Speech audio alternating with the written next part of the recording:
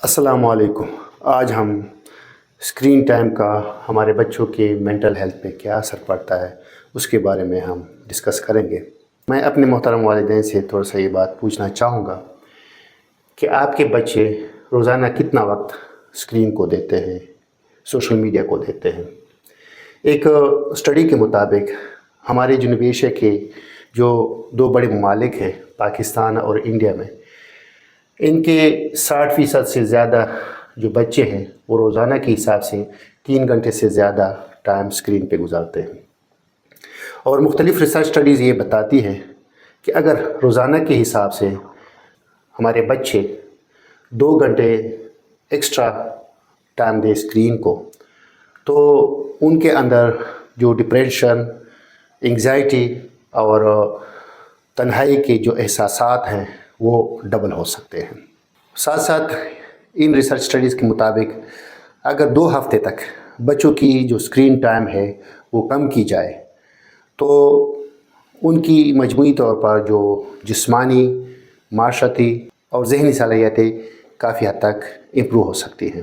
تفصیلات میں جانے سے پہلے میں آپ کے سامنے گڈ اسکرین ٹائم اور بیڈ اسکرین ٹائم کے متعلق تھوڑی سی بات کرنا چاہوں گا۔ ہمارے پاس اسکرین ٹائم کے 2 ٹائپس ہیں، کچھ گڈ اسکرین ٹائم ہوتا ہے، کچھ بیڈ اسکرین ٹائم ہوتا ہے۔ وہ ویڈیوز جو ہمیں کچھ، مثال کے طور پر کچھ ایسی ویڈیوز ہیں، کچھ ایسے آپ کے پاس ایپس ہیں جو بچوں کو کچھ سکھائیں۔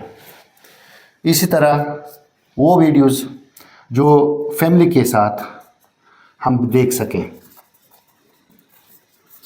ایسے ویڈیوز جو ٹیم ورک کریٹ کریں۔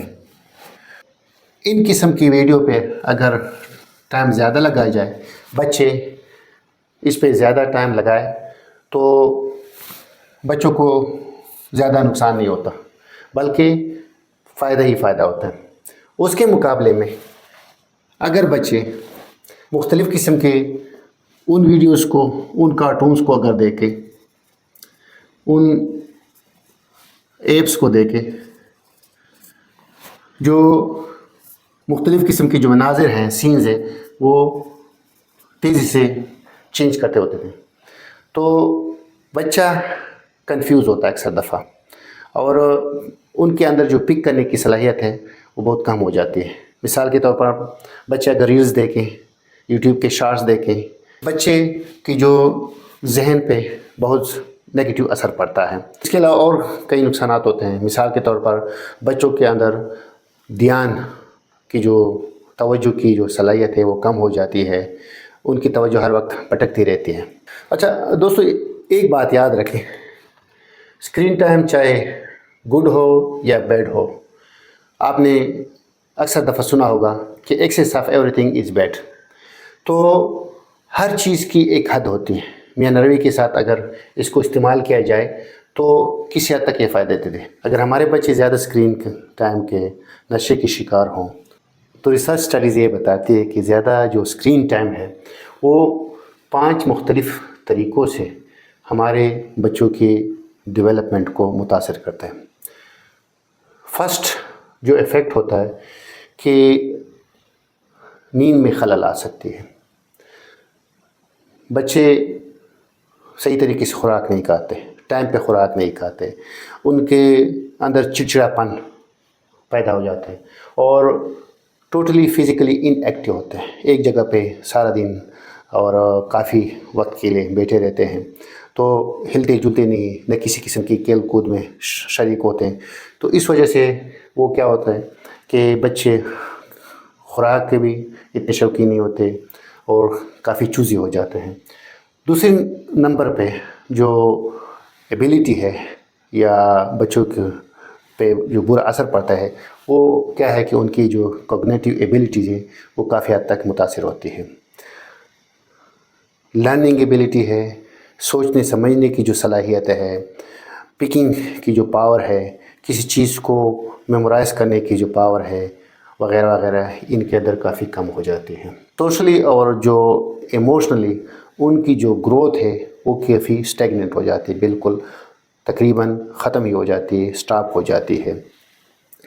اور چونکہ ایسے ہر وقت مختلف قسم کی ویڈیوز میں، مختلف قسم کی گیمز میں وہ اتنے مصروف رہتے ہیں کہ آس پاس کی دنیا کا ان کو کوئی پتہ نہیں ہوتا، تو باقی دنیا کی طرف وہ انتہائی انسینسٹیو ہو جاتے ہیں، ان کو آس پاس کی کوئی فکر نہیں ہوتی۔ اور آخر میں جو سب سے زیادہ مسئلہ ہوتا ہے، جس طرح میں نے پہلے بتایا کہ چونکہ فزیکلی آلموسٹ ان ایکٹیو ہوتے ہیں، ایک جگہ پہ بیٹھے رہتے ہیں، تو مسکولر پرابلم جو سکتے ہیں، ان کے مسل صحیح طریقے سے ڈیولپ نہیں ہوتے، تو اس وجہ سے ان کے اندر کریمپس بھی آ جا سکتے ہیں۔ اچھا، جتنی بھی ریسرچ سٹڈیز ہوئی ہیں جو میں نے آپ کے ساتھ شیئر کی یا باقی جتنی بھی ریسرچ سٹڈیز ہوئی ہیں، خاص کر جو MRI بیسڈ ریسرچ سٹڈیز ہوئی ہیں، ان کا جو لب لباب ہے یا سمری یہ ہے کہ بچوں کے دماغ کی جو وائٹ میٹر انٹیگریٹی ہے وہ انتہائی حد تک کم ہو جاتی ہے، ساتھ ساتھ تھننگ آف کارٹیکس اور over stimulation of visual cortex.